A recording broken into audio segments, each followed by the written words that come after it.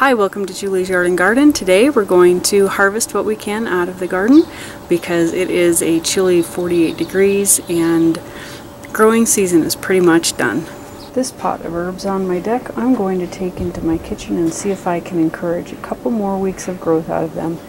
And if not, I'll go ahead and just harvest everything and put it in my freezer.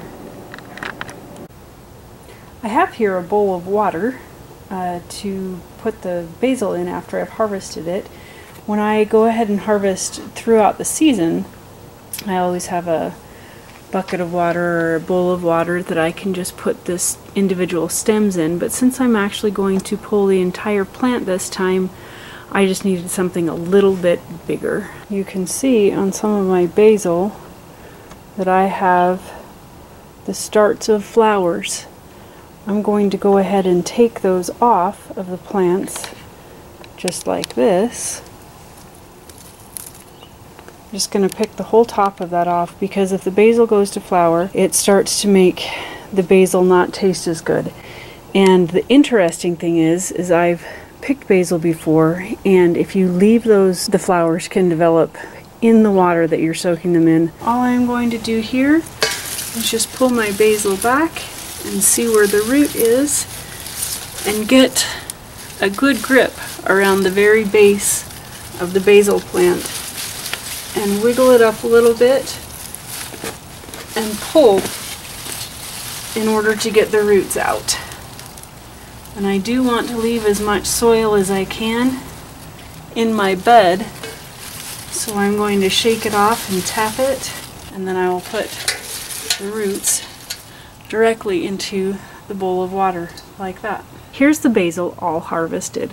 When you're working with any kind of herbs, you want to treat them like fresh cut flowers. So as soon as you cut or pull any kind of herbs, you want to put them directly into water until you can get them prepared the way you want them. When it comes to the tomatoes, we're just going to go ahead and take everything off of the vine and let them ripen up in some boxes that we have prepared. A nice way to harvest the tomatoes is to just put your hand at the top of the vine and drag it out to the bottom, and then you end up with a nice handful of tomatoes, especially on the little ones.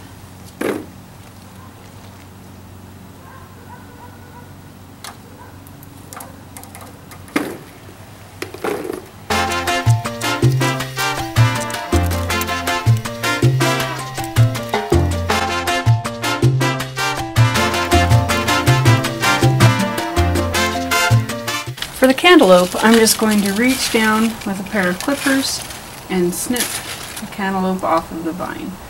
And like I said, I'm hoping that we can get this to ripen up in the kitchen. We'll see what happens.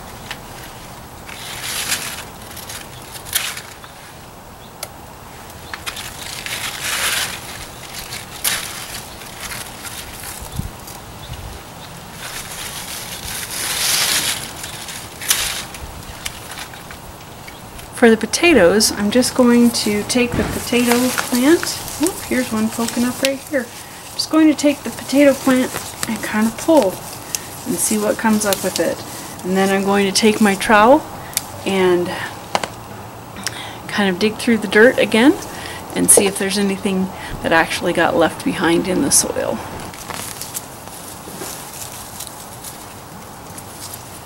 There's a nice big one right there.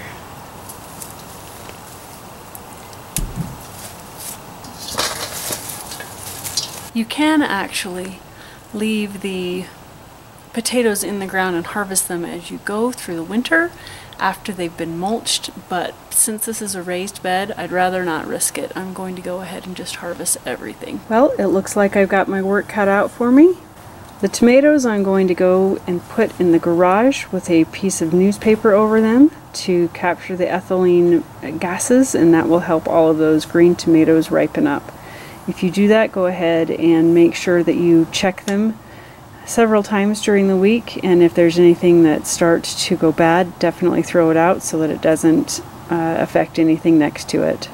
If you don't have newspaper, you can use a brown paper bag as well. Until next time, grow something you love and just have fun with it.